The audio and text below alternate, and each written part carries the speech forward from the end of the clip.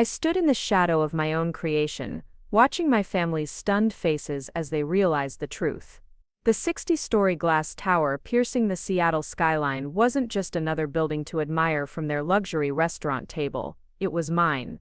Every steel beam, every architectural detail, every impossible engineering solution that made it possible. For 28 years, they'd called me the family disappointment. Tonight that narrative was about to shatter like glass.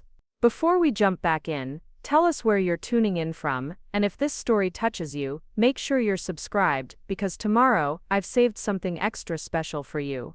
My name is Sophia Chen, and I've spent most of my adult life being treated like the black sheep of a family obsessed with traditional success.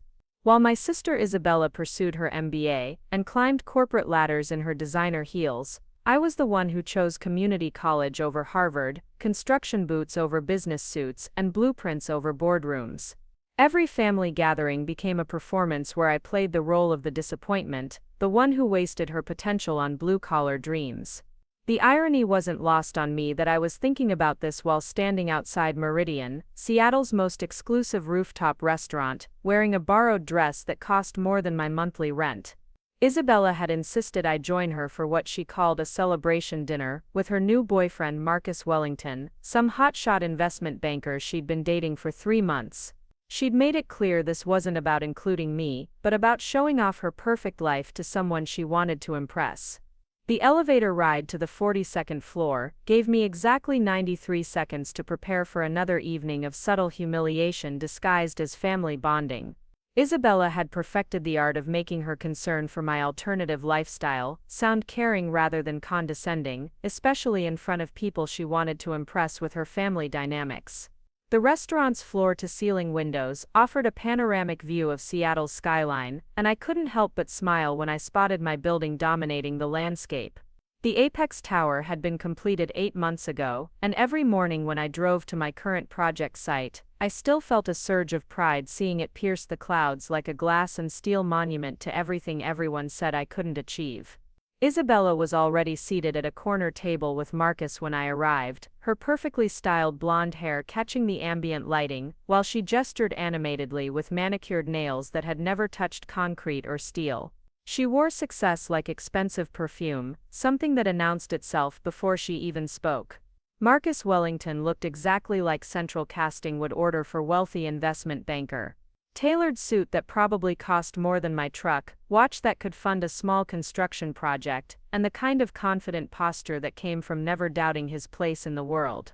He stood when I approached, extending a hand with the practiced charm of someone accustomed to making important first impressions.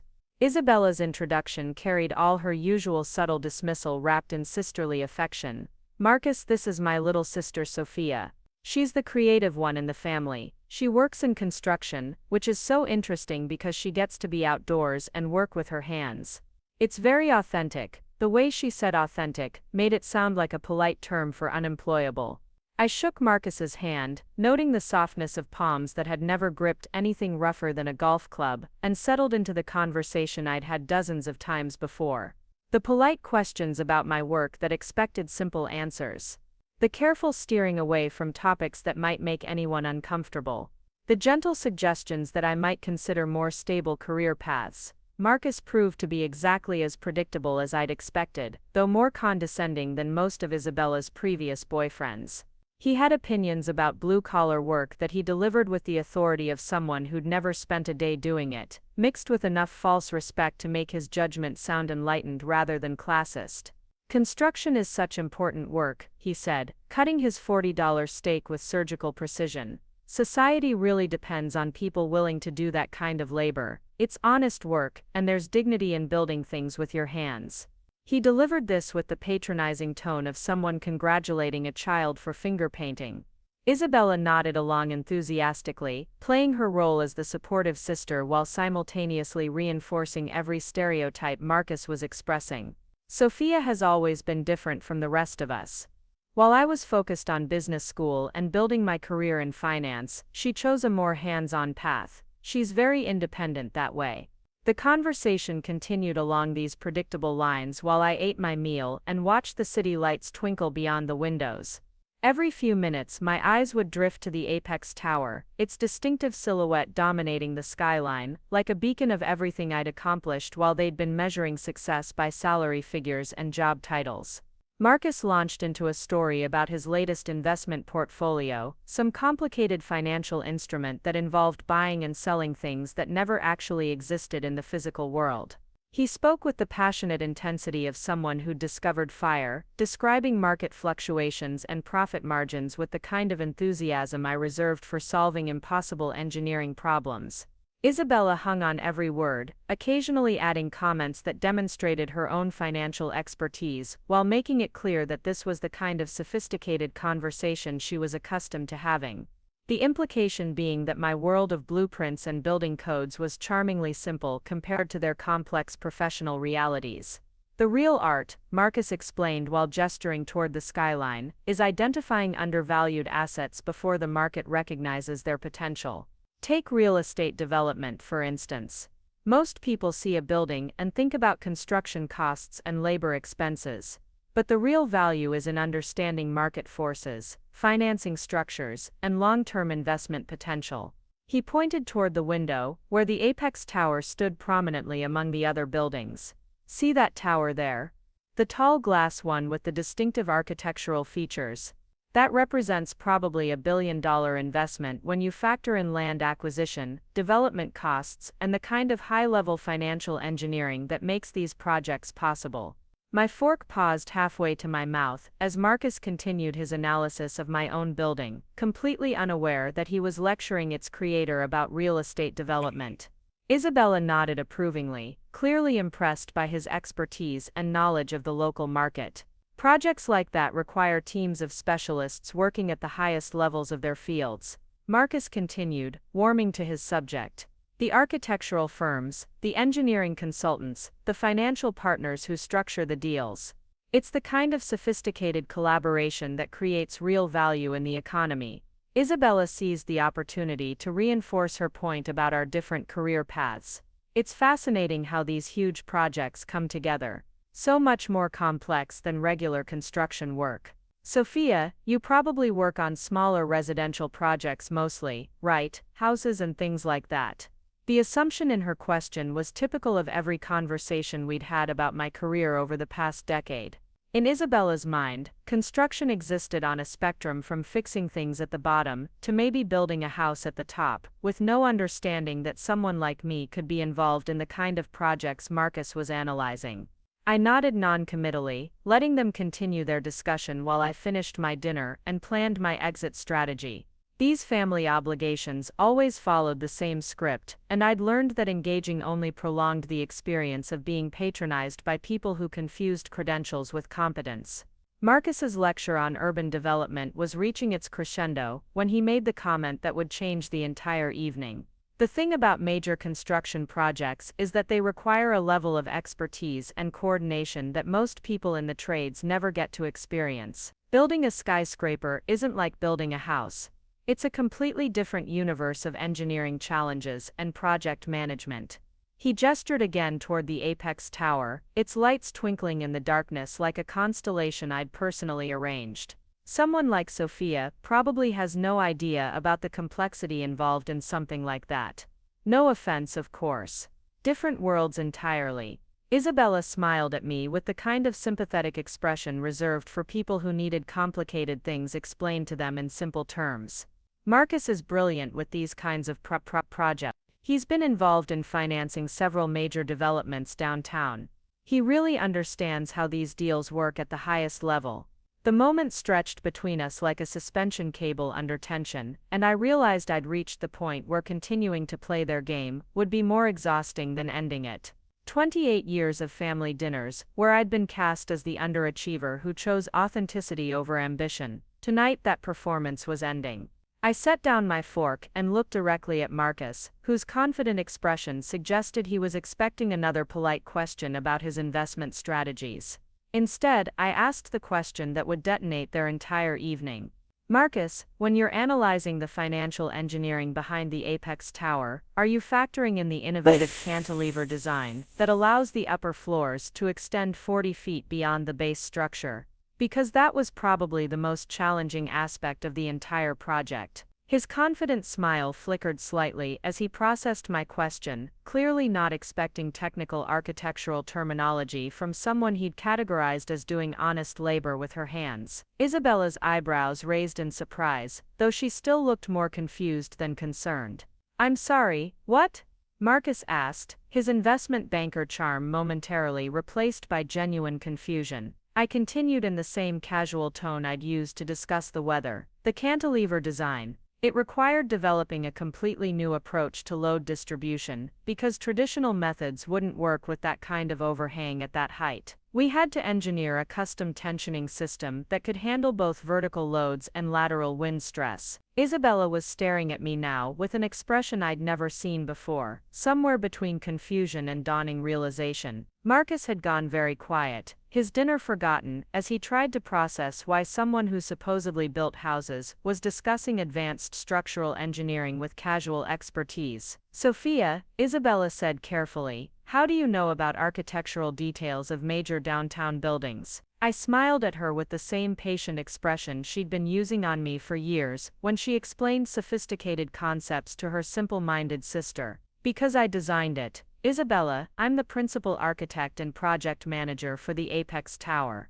I've been working on it for the past 4 years." The silence that followed was so complete I could hear the ambient restaurant noise around us for the first time all evening. Marcus's face had gone through several color changes, settling on a pale gray that matched his expensive suit. Isabella's mouth was slightly open, her practiced composure completely abandoned, as she stared at me like I'd suddenly started speaking in foreign languages. "That's impossible," Marcus said finally, his voice carrying the desperate edge of someone whose worldview was crumbling in real time. "The Apex Tower is a billion-dollar project. It required teams of specialists, major architectural firms, years of planning and development." I nodded agreeably. "You're absolutely right. It did require all of those things. I led the team that provided them. Chen and Associates has been the primary architectural firm for the project since initial conceptualization." Preparing and narrating this story took us a lot of time. So if you are enjoying it, subscribe to our channel. It means a lot to us. Now, back to the story. We collaborated with Structural Dynamics for the engineering consultancy and worked with Meridian Development Partners for the financial structuring. Isabella found her voice, though it came out smaller than her usual confident tone. "Sophia, what are you talking about? You work in construction. You drive a pickup truck. You live in that tiny apartment in Belltown." "I drive a pickup truck because it's practical for site visits and carrying blueprints," I replied patiently. "I live in Belltown because it's a 5-minute walk to my office and most of my project sites. And yes, I work in construction. I construct buildings. Large ones usually." Marcus was scrolling through his phone with the frantic energy of someone fact-checking a story that was destroying his understanding of reality. His investment banking expertise was suddenly useless in the face of actual creative and technical achievement he'd never imagined possible from someone he'd dismissed as authentic labor. "Chen and Associates," he read from his phone, his voice getting quieter with each word. "Principal architect Sophia Chen, founded 2018. Portfolio includes residential developments, commercial complexes, and the Apex Tower mixed-use development." He looked up at me with the expression of someone who'd just discovered the laws of physics had been suspended. "This says you won the Seattle Architecture Institute's Emerging Professional Award, 3 years running." Isabella was reading over his shoulder, her face cycling through confusion, disbelief, and something that might have been embarrassment. "Sophia, why didn't you ever tell us? Why didn't you say you were an architect? We all thought you were just working construction jobs." The question hung in the air between us, loaded with years of assumptions, dismissals and condescending family conversations. I could have pointed out that I'd tried to explain my work dozens of times over the years, only to have it dismissed or simplified into categories they could understand. I could have mentioned the family gatherings where my professional achievements were glossed over in favor of Isabella's latest promotion or business school accomplishments. Instead, I chose honesty over diplomacy. Because every time I tried to discuss my work, it got reduced to construction jobs or building things with your hands. You never asked about the details, because you assumed there weren't any details worth knowing. Marcus was still staring at his phone screen, like it might suddenly display different information if he looked long enough. The articles about the Apex Tower describe the cantilever design as revolutionary. It says the engineering solutions developed for this project are being studied by architectural programs internationally. Isabella's professional composure was returning gradually, but her voice still carried a shaky quality I'd never heard before. Sophia, I don't understand. You let us think we've been treating you like someone whose work wasn't sophisticated enough to discuss at family dinners. I finished gently, like someone who chose authenticity over ambition. Like someone who needed career advice from people who'd never built anything more complex than an Excel spreadsheet. The truth of it settled over our table like dust after demolition. Marcus had stopped talking entirely, his expertise in market analysis suddenly seeming less impressive when compared to actually creating the buildings he analyzed from the outside. Isabella was processing the revelation that her disappointing little sister was actually more successful than she'd ever imagined possible. How long have you been running your own firm? Isabella asked quietly. 6 years. I started Chen & Associates when I was 22, right after I finished my master's degree in architectural engineering. The Apex Tower is our 14th major project, but it's definitely the most visible. Marcus looked up from his phone, with the expression of someone who'd been punched in the solar plexus. Your master's degree, from where? MIT. Full scholarship based on my undergraduate thesis on sustainable structural design. I finished both degrees in 5 years because I tested out of most of the foundational courses. I delivered this information in the same casual tone Isabella used when discussing her weekend shopping trips. The revelation was reshaping everything they thought they knew about our family dynamics. Isabella, the MBA, was successful certainly, but she worked for other people's companies, implementing other people's strategies, earning impressive salaries for executing other people's visions. Meanwhile, Sophia, the disappointment, had built something from nothing, created structures that would define Seattle's skyline for decades, and developed innovations that were being studied internationally. Marcus's phone buzzed with what I assumed was another work crisis, but he ignored it completely, still processing the conversation that had turned his evening into an education about assumptions and expertise. The confident investment banker who'd been lecturing me about market forces 20 minutes earlier now looked like someone who'd discovered his compass was pointing in the wrong direction. Isabella was studying my face with the intensity of someone trying to solve a puzzle she'd been working on for years without realizing the pieces were upside down. Sophia, our parents, they always said you were wasting your potential. They were so worried about your choices, your career path. Mom and Dad are both accountants, I replied with a shrug. They understand success in terms of salary progression and job security. Creative and technical work that involves building your own company doesn't translate easily into their framework for measuring achievement. The irony wasn't lost on any of us that Isabella had spent years playing the role of the successful sister who'd made smart choices, while I'd been cast as the family project who needed guidance and support. Now we were sitting in an expensive restaurant, surrounded by a view of the city I'd literally helped build, while they processed the reality that their assumptions had been completely backwards. Marcus cleared his throat, attempting to regain some portion of his earlier confidence. So when you said you work in construction, you meant you run a construction company. I run an architectural firm that specializes in complex urban development projects. We handle everything from initial design through construction management. Most of my day is spent solving engineering problems that other firms consider impossible, which is why developers bring us the challenging projects. Isabella was looking out the window at the Apex Tower with completely different eyes now, seeing it not as an impressive example of what other people could build, but as tangible evidence of what her supposedly underachieving sister had actually accomplished. The building's distinctive silhouette was no longer just part of Seattle's skyline, but a monument to years of misjudgment and missed conversations. The cantilever design Marcus was asking about, I continued, partly because I was enjoying their stunned attention, and partly because I was genuinely proud of the innovation, required developing a new type of tension support system.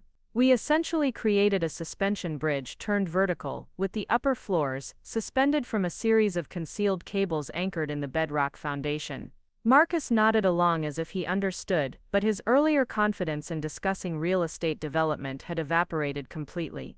He was no longer the expert educating the amateur about market forces, but the amateur being educated about actual technical achievement by someone whose expertise he'd never imagined existed. The evening had transformed from another predictable family obligation into something unprecedented in our relationship history. For the first time in over a decade, Isabella was looking at me with something approaching respect rather than sympathetic concern. The sister dynamic that had defined our interactions since childhood was rearranging itself in real time. "Sophia," Isabella said carefully, as if testing out a new way of talking to me, "when you say Chen and Associates, how many associates are we talking about?" 43 employees currently. We expanded pretty aggressively after the Apex project established our reputation for solving impossible engineering challenges. Most of our staff are structural engineers, project managers, and design specialists, though we also have business development people who handle client relations and contract negotiations. The number hit Isabella with visible impact. Her finance background meant she could instantly calculate the kind of revenue and profit margins required to support that size workforce in Seattle's expensive market. The sister who supposedly needed career advice was actually running a company larger than most of the firms Isabella had worked for during her climb up the corporate ladder. Marcus had given up any pretense of understanding the conversation and was simply listening with the expression of someone watching a movie where the plot had taken an unexpected turn. His earlier lecture about market forces and financial engineering now seemed embarrassingly misguided, delivered to someone whose practical knowledge of real estate development far exceeded his theoretical understanding. The restaurant around us continued its normal evening routine, other diners enjoying their meals and conversations while our table processed a revelation that was reshaping years of family history. The skyline beyond the windows looked different now, not just as a collection of impressive buildings, but as a landscape where one of them belonged specifically to me. Isabella was quiet for several long moments, and when she finally spoke, her voice carried a note I'd never heard from her before. Something that might have been humility mixed with genuine curiosity. "Sophia, why didn't you fight harder to make us understand? Why did you let us keep thinking that I was the family disappointment?" I finished with a slight smile, because correcting people's assumptions is exhausting, and I had actual work to do. Building the Apex Tower required solving about 300 engineering problems that had never been solved before. I didn't have energy left over to also solve the problem of making my family understand what I was accomplishing. The truth settled over our conversation like the foundation settling under a completed building. Solid, permanent, and impossible to ignore. Marcus excused himself to take a phone call that was probably less important than staying to witness the complete reconstruction of everything he thought he knew about success and achievement. Isabella and I sat in the kind of silence that felt different from all our previous silences. Not the uncomfortable quiet of people who had nothing to say to each other, but the thoughtful pause of people who suddenly had too much to say and were figuring out where to start.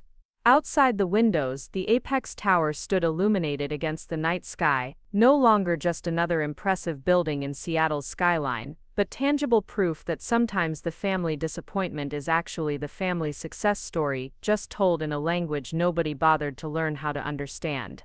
The evening was far from over, and I could see in Isabella's expression that she was processing implications that reached far beyond tonight's dinner conversation. But for the first time in our adult relationship, she was looking at me like someone whose story was worth hearing rather than someone whose choices needed explaining. The real revelation was just beginning. Marcus returned to the table with the defeated expression of someone whose phone call had delivered more bad news to an already challenging evening. His confident investment banker demeanor had been replaced by something that looked suspiciously like anxiety mixed with embarrassment. He sat down carefully, as if the chair might collapse under the weight of his revised understanding of the evening's dynamics. Isabella had spent his absence staring at the Apex Tower, with the focused intensity of someone trying to memorize details she'd never bothered to notice before. When she finally turned back to me, her expression carried a mixture of curiosity and something that might have been regret. "Sophia," she began carefully, "I need to ask you something, and I want you to be completely honest with me. How long have Mom and Dad known about your actual career?" The question carried implications that extended far beyond simple family communication. Isabella was beginning to understand that if our parents knew the truth about my professional achievements, then years of family gatherings had involved everyone participating in a collective fiction where I was treated as the underachiever who needed guidance and support. I considered how much truth this conversation could handle before it became too uncomfortable for everyone involved. Marcus was already looking like someone who'd discovered his GPS had been giving him directions to the wrong destination for several years. Adding family dysfunction to his evening might push him beyond his capacity for processing revelations. "They've known since the beginning," I replied evenly. "Mom helped me incorporate Chen and Associates. Dad reviewed my business plan and connected me with his commercial banking contacts for my initial construction loans. They attend every major project groundbreaking ceremony and have copies of all the architecture awards on their office walls." Isabella's face went through several expressions before settling on something between confusion and hurt. "But they never at family dinners, they always talk about your career like you're struggling. Like they're worried about your choices and your future stability." Marcus was following our conversation with the expression of someone watching a tennis match where the ball was moving too fast to track effectively. His earlier confidence in understanding family dynamics and professional hierarchies had been completely undermined by revelations that challenged every assumption he'd made about success and achievement. "Isabella," I said gently, "think about the last 5 family gatherings. What did I talk about when people asked about my work?"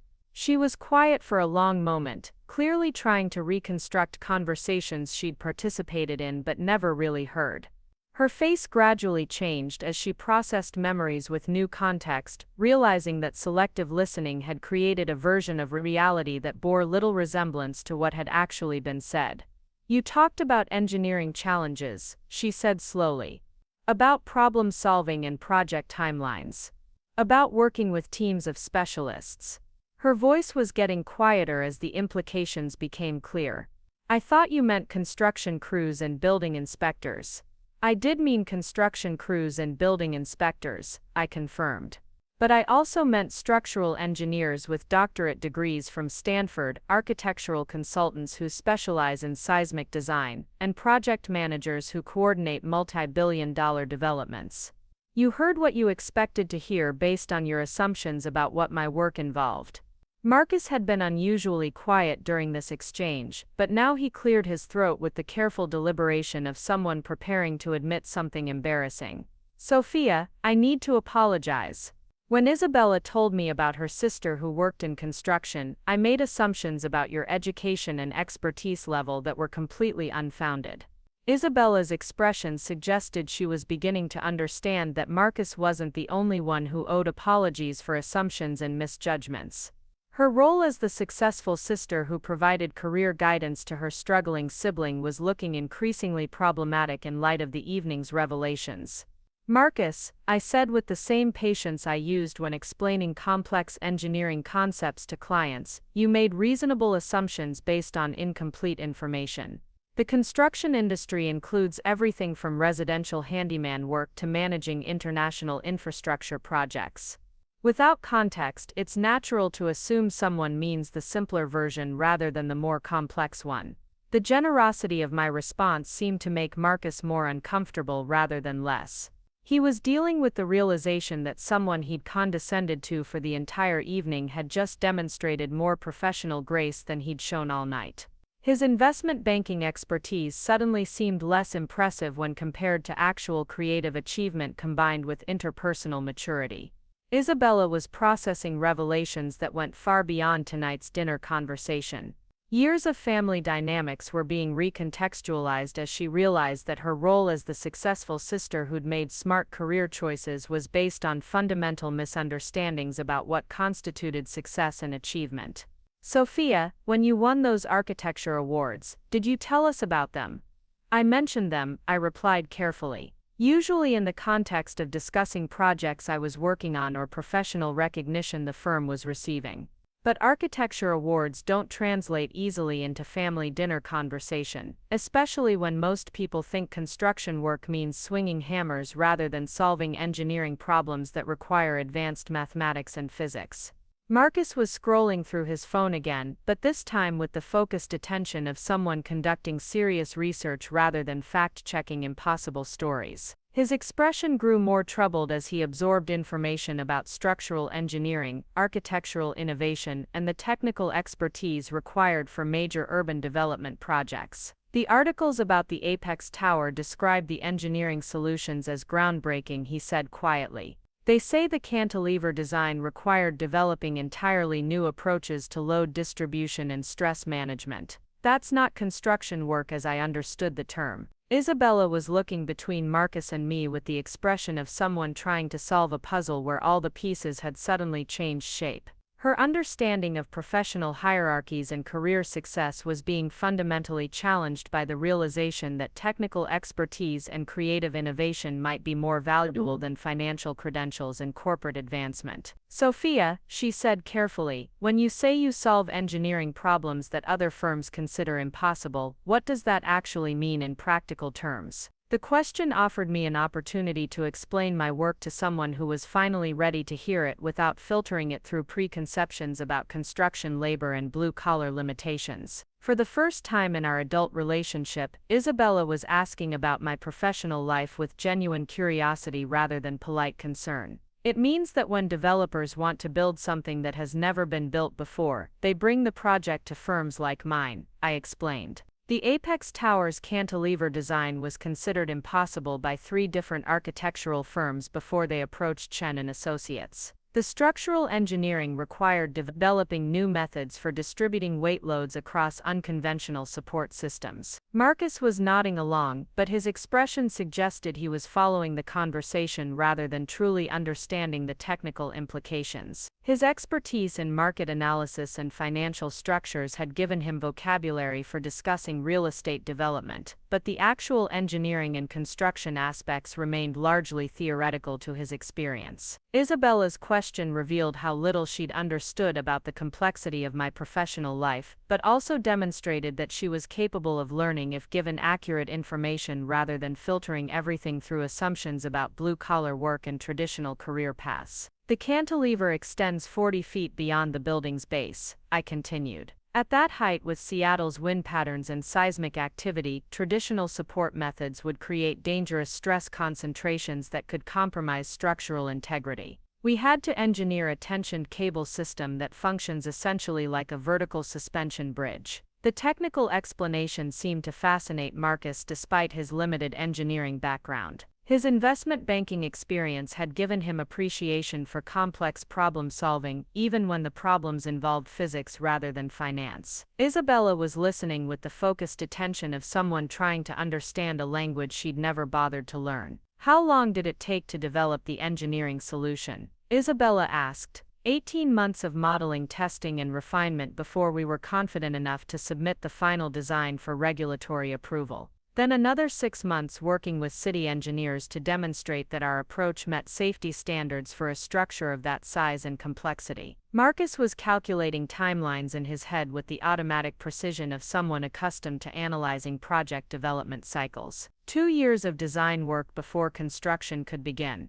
That's longer than most of my financial restructuring projects take from initial analysis to implementation. The comparison between our professional experiences was highlighting differences between creating something entirely new versus optimizing existing systems. Marcus's expertise involved analyzing and improving financial structures that already existed, while my work required developing solutions to problems that had never been solved before. Isabella was processing the implications of learning that her supposedly simple-minded sister had spent 2 years solving engineering problems that required advanced technical knowledge and creative problem-solving skills. The cognitive dissonance between her assumptions and reality was visible in her expression as she struggled to reconcile years of misjudgment. "Sophia," she said quietly, "I think I owe you an apology. Actually, I think I owe you several apologies spanning about a decade of family gatherings. The acknowledgement was unexpected in its directness and sincerity. Isabella's corporate background had taught her to navigate difficult conversations with diplomatic language and face-saving qualifications. Her willingness to admit error without hedging suggested the evening's revelations had affected her more profoundly than I'd anticipated. Marcus was reviewing something on his phone with the expression of someone discovering his understanding of an entire industry had been fundamentally flawed. Sophia, the financial modeling for projects like the Apex Tower must be incredibly complex. How do you estimate costs for engineering solutions that have never been implemented before?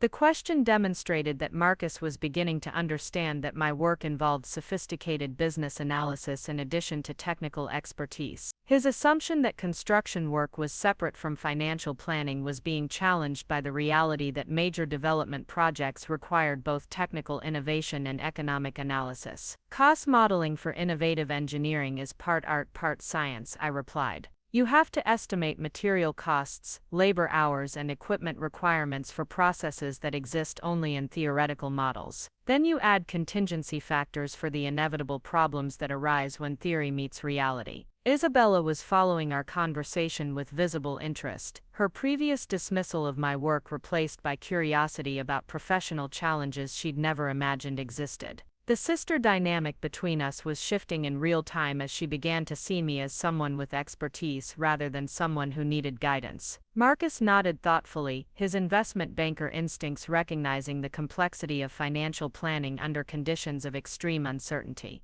That sounds more challenging than most corporate financial projections where you're working with established cost structures and historical performance data. The acknowledgement represented a significant shift from his earlier condescension about market forces and financial engineering. He was beginning to understand that creating something entirely new involved different types of expertise than optimizing existing systems, and that both approaches required sophisticated analytical skills.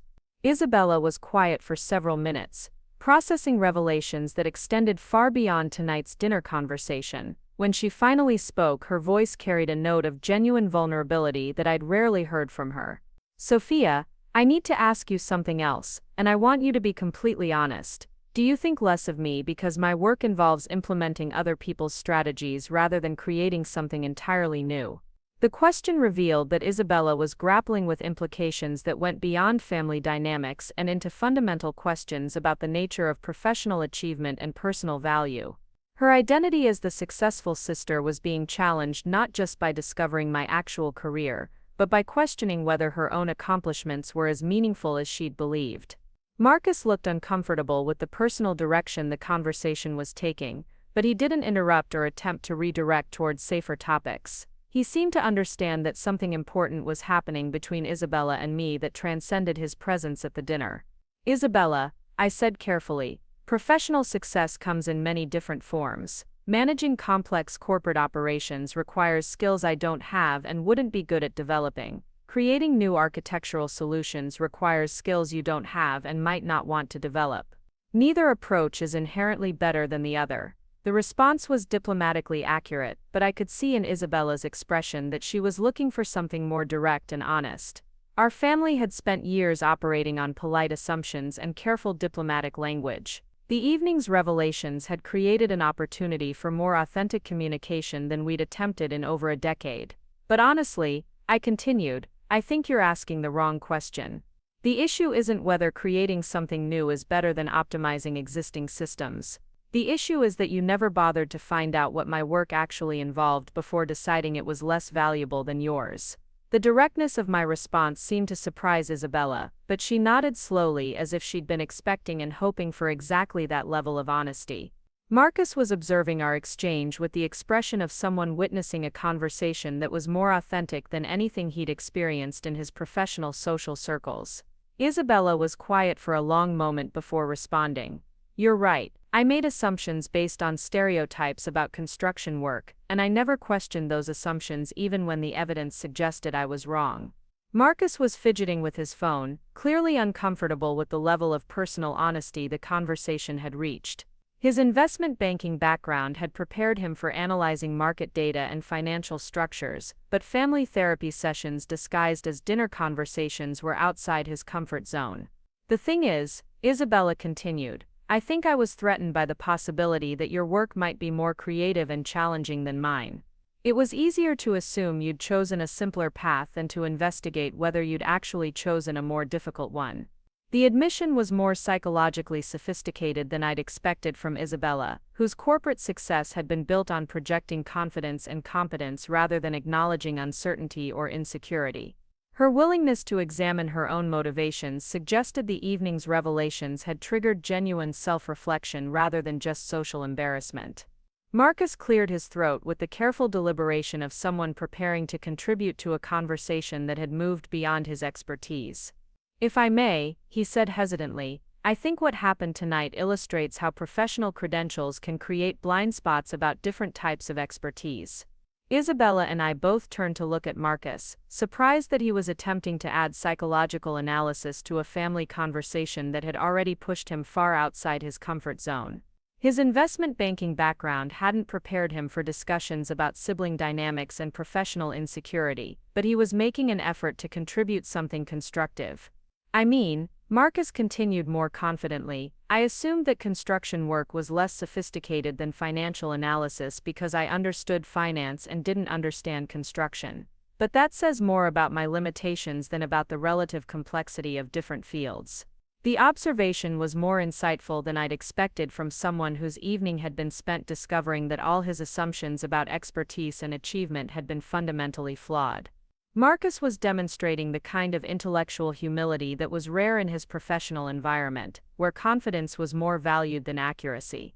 Isabella was nodding along with Marcus's analysis, but her expression suggested she was applying his insights to her own behavior and motivations rather than just agreeing with his general observations about professional bias and assumptions. "Sophia," she said quietly, "I think I need to apologize not just for tonight, but for years of family gatherings where I treated you like someone who needed career advice from someone more successful when actually you were more successful than I realized, and I was too arrogant to ask the right questions."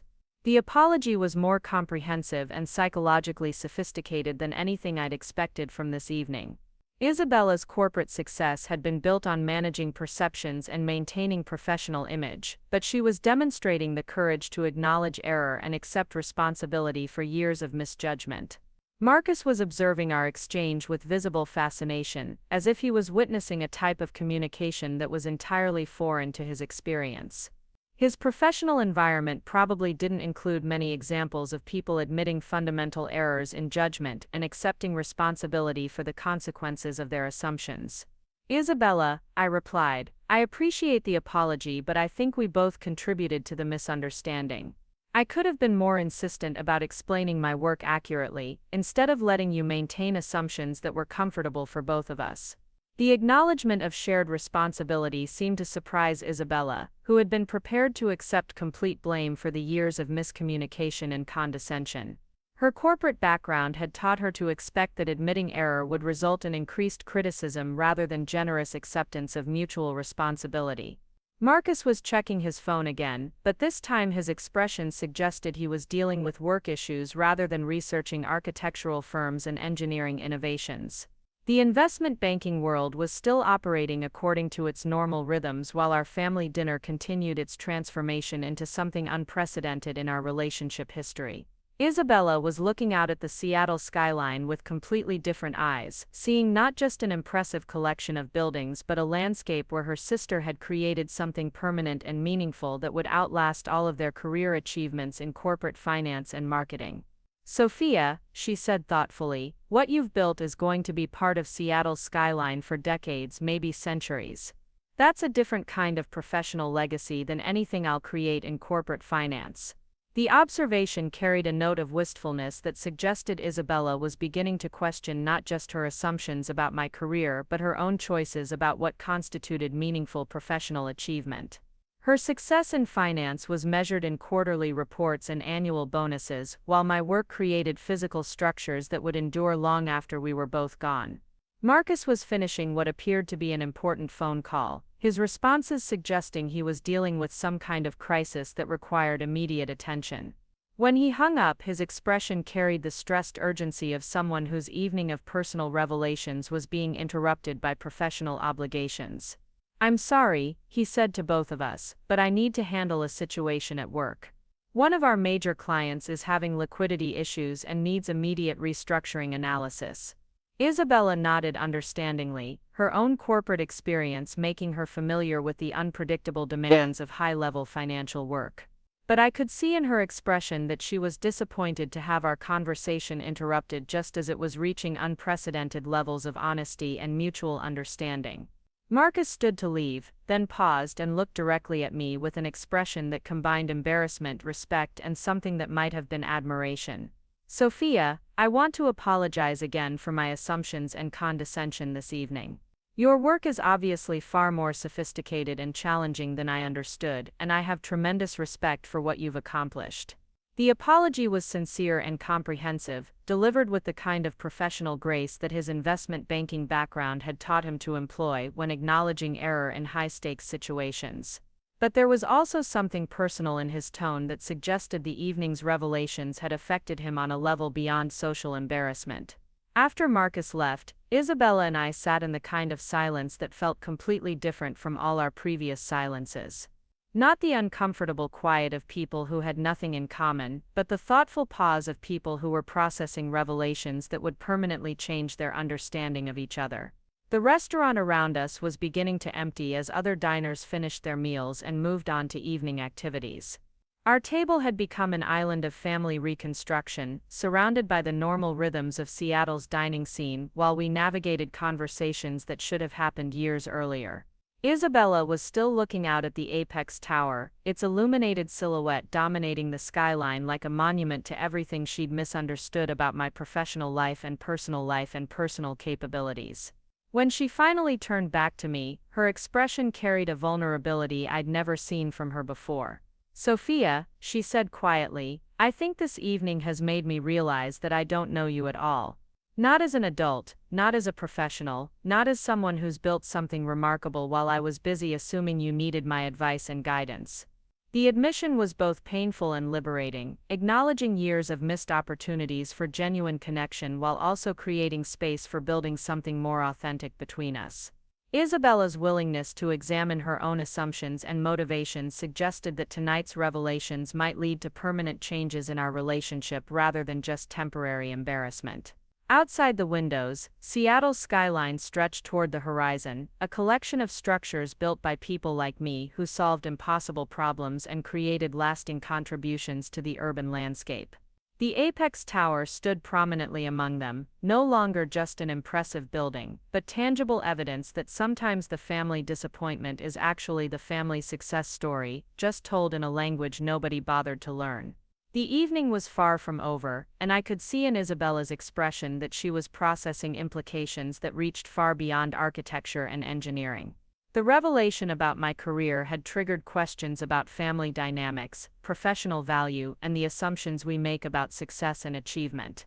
For the first time in our adult relationship, Isabella was looking at me with genuine curiosity rather than sympathetic concern. The sister who'd spent years offering career advice was beginning to understand that she'd been the one who needed education about what constituted meaningful professional achievement. The transformation was just beginning, but already I could feel the foundation of our relationship shifting towards something more honest and equitable than anything we'd built before. Sometimes the most important construction projects involve rebuilding relationships rather than erecting buildings, and tonight we'd finally begun that long overdue renovation. 2 weeks after the dinner that changed everything, I sat in my office reviewing blueprints for our next impossible project when Isabella called. Not texted, not emailed, but actually called during business hours, which was unprecedented in our adult relationship. Her voice carried a nervous energy I'd never heard before, the careful tone of someone venturing into unfamiliar territory. Sophia, I was wondering if you might have time to meet for coffee this week. I'd like to see your office if that's okay. I realize I've never actually seen where you work. The request was simple enough, but it carried implications that extended far beyond casual sister bonding. Isabella had never shown interest in visiting my workplace because she'd assumed it was a construction trailer on a job site rather than the architectural firm that occupied 2 floors of a downtown Seattle high-rise. Chen and Associates had moved to our current location 3 years ago when our client roster outgrew the converted warehouse space where I'd started the company. The office reflected the kind of professional environment Isabella would recognize and respect, with conference rooms designed for presenting complex technical proposals to developers and city planning committees. Of course, I replied, Thursday afternoon works if you can get away from your meetings. Fair warning though, we're in the middle of deadline season, so the office might be chaotic. Isabella's laugh carried a note of relief, as if she'd been worried I might refuse her request or make the visit difficult in some way. Chaotic is fine. I'm curious about what architectural deadline chaos looks like compared to financial quarter-end madness. Thursday afternoon arrived with Seattle's typical spring weather, overcast skies that made the office's floor-to-ceiling windows look out onto a city wrapped in gray cotton. Isabella arrived precisely on time, wearing the kind of professional outfit that announced serious business intentions while remaining approachable for family visits. My assistant Jennifer greeted Isabella with the polished courtesy she reserved for important clients, leading her through the reception area that displayed scale models of our completed projects and awards that chronicled the firm's growing reputation for solving impossible engineering challenges. Isabella paused in front of the Apex Tower model, studying the detailed miniature version of the building she'd been admiring from restaurant windows for months without knowing I'd created it. Her expression carried the same disbelief I'd seen at dinner, as if physical evidence was required to make the revelation feel completely real. It's smaller than I expected, she said, examining the intricate details of the cantilever design that had required 18 months of engineering development. Scale models always are, I replied, but you can see all the structural elements that make the cantilever possible. Those tiny cables represent the tensioning system that supports the upper floors. Jennifer led us through the main workspace where my team was scattered across multiple projects in various stages of development. Structural engineers hunched over computer screens, running stress analysis simulations, junior architects sketching preliminary designs for client presentations, project managers coordinating with contractors and city regulatory offices. Isabella observed everything with the focused attention of someone trying to understand a professional environment that operated according to completely different rhythms than her corporate finance background had prepared her to recognize. The creative chaos of architectural development was foreign to her experience of meetings, presentations, and quarterly reporting cycles. How many projects do you typically work on simultaneously? She asked, watching two engineers debate load distribution calculations for a residential complex that would push the boundaries of seismic-resistant design. Depends on the complexity, I explained. We might have 15 smaller projects in various stages, plus 2 or 3 major developments that require most of our attention. The Apex Tower consumed about 60% of our resources for 4 years, but it established our reputation for handling projects other firms won't attempt. We stopped at my office, which occupied a corner space with views of the downtown core and several buildings Chen and Associates had contributed to Seattle's evolving skyline. Isabella examined the engineering textbooks, architectural awards, and project photographs that documented 6 years of building the kind of career she'd assumed I was incapable of achieving. Her attention lingered on a framed photograph of the Apex Tower construction site, showing me in a hard hat and safety vest, reviewing blueprints with the construction foreman while 40 stories of steel and glass rose behind us. The image captured exactly the kind of work Isabella had dismissed as simple manual labor, not recognizing that it involved coordinating teams of specialists and solving engineering problems in real time. That was taken during the cantilever installation, I explained. We had about a 4-hour window to position the support cables correctly before the concrete set. If we'd made a calculation error, the entire structure would have been compromised. Isabella studied the photograph with the expression of someone trying to reconcile the sister she thought she knew with the professional depicted in the image. The woman in the hard hat was clearly in charge of sophisticated technical operations, making decisions that affected millions of dollars and potentially hundreds of lives. Sophia, she said quietly, I need to ask you something, and I want you to be completely honest. Are you angry with me? With our family, for not understanding what you were accomplishing? The question had been building since our dinner conversation, and I could see in Isabella's expression that she'd been wrestling with guilt and regret for the past 2 weeks. Her corporate success had been built on managing relationships and avoiding conflicts, but family dynamics required different skills than professional networking. I was frustrated, I replied carefully, but not angry. Anger would have required believing that you were capable of understanding and choosing not to. I eventually accepted that you weren't interested in learning what my work actually involved. The distinction seemed to surprise Isabella, who had been prepared for accusations or resentment rather than psychological analysis of family communication patterns. Her corporate background had taught her to expect that admitting error would result in blame and criticism rather than thoughtful explanation of underlying dynamics. "But you never gave up on trying to explain," she said. "At family dinners, you kept talking about your projects even when we clearly weren't understanding or appreciating what you were telling us." "Because I enjoyed the work and wanted to share it with people I cared about," I replied simply. The fact that you weren't equipped to understand didn't diminish my enthusiasm for what I was creating. Isabella was quiet for several minutes, processing implications that extended beyond our individual relationship into broader questions about family dynamics and professional recognition. When she finally spoke, her voice carried a vulnerability that was rare for someone who'd built her identity around projecting confidence and competence. "I think I was threatened by the possibility that your work might be more meaningful than mine," she admitted. "It was easier to assume you'd chosen a simpler path than to investigate whether you'd actually chosen a more challenging and creative one." The honesty was unexpected in its directness and psychological sophistication. Isabella's corporate success had been built on managing perceptions rather than examining motivations, but she was demonstrating the courage to confront uncomfortable truths about her own behavior and assumptions. My phone buzzed with a text from our project manager indicating that the Aurora Heights development had received final regulatory approval, clearing the way for construction to begin on another project that would push the boundaries of sustainable urban design. The timing was perfect for demonstrating how our normal business operations involved exactly the kind of sophisticated problem-solving Isabella was beginning to appreciate. "Good news," I said, showing her the text. "Aurora Heights just got approved. It's a 40-story residential complex that will be the first net-positive energy building in Seattle. We had to develop new approaches to solar collection and wind energy integration to meet the environmental requirements." Isabella read the message with the focused attention of someone trying to understand technical language that was still largely foreign to her experience. Her corporate background had prepared her to recognize business success, but environmental engineering and sustainable design represented entirely different types of professional achievement.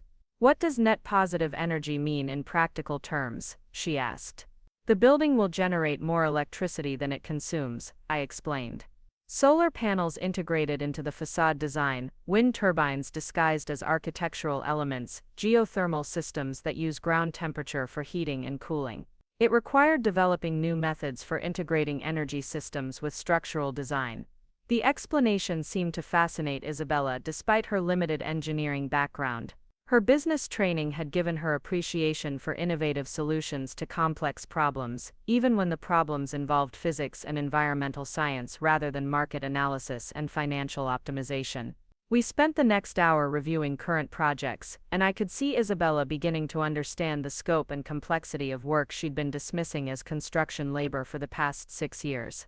Each project involved solving problems that had never been solved before, coordinating teams of specialists with doctorate degrees, and creating structures that would define Seattle's landscape for decades. The Aurora Heights development alone required expertise in structural engineering, environmental systems, urban planning, and regulatory compliance. The timeline stretched across 4 years from initial concept to occupancy, with hundreds of decisions that could affect everything from construction costs to long-term environmental impact.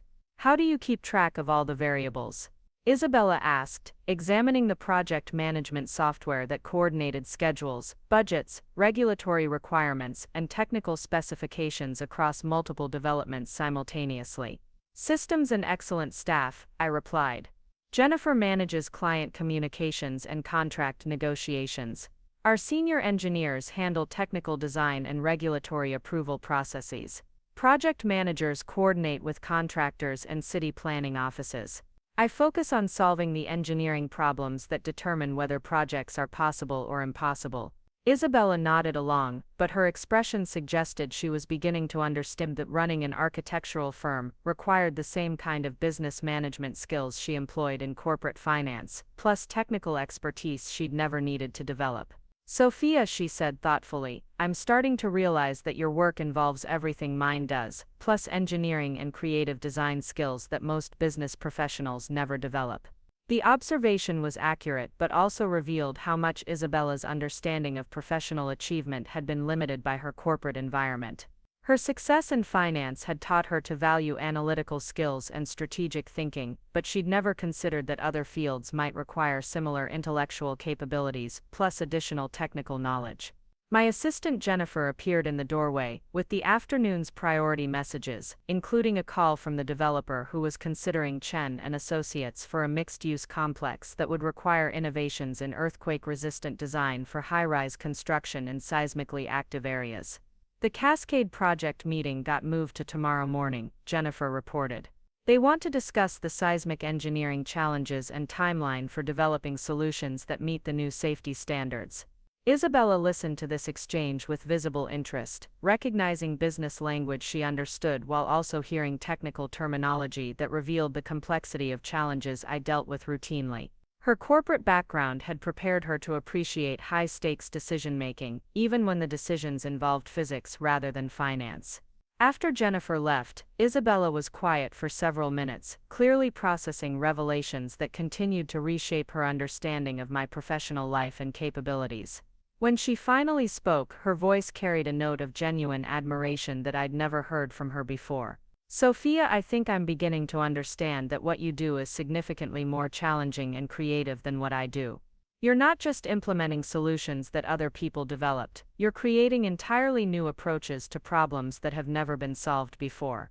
The acknowledgement was generous and psychologically sophisticated, demonstrating that Isabella was capable of recognizing different types of professional achievement without feeling diminished by comparison. Her corporate success had given her confidence that allowed her to appreciate excellence in fields she didn't fully understand. Different types of challenges, I corrected gently. Your work involves managing complex human systems and financial structures. Mine involves managing complex physical systems and engineering requirements. Both require analytical skills and strategic thinking, just applied to different types of problems. Isabella was looking out at the Seattle skyline, where several Chen and Associates projects were visible among the collection of buildings that defined the city's urban landscape. Her expression carried a mixture of pride and regret, recognizing achievements she'd never bothered to notice while also processing missed opportunities for understanding and support. Our parents, she said quietly, they must be incredibly proud of what you've accomplished. Building a successful firm, creating structures that will be part of Seattle's skyline permanently, developing engineering solutions that other professionals study and learn from. The observation was accurate but also revealed that Isabella was beginning to understand how family dynamics had been distorted by assumptions about professional value and achievement. Our parents had always been proud of my work, but Isabella had filtered their pride through her own assumptions about construction labor and blue-collar limitations. They've been supportive from the beginning, I confirmed. Mom helped me navigate the business incorporation process. Dad connected me with his banking contacts for construction loans.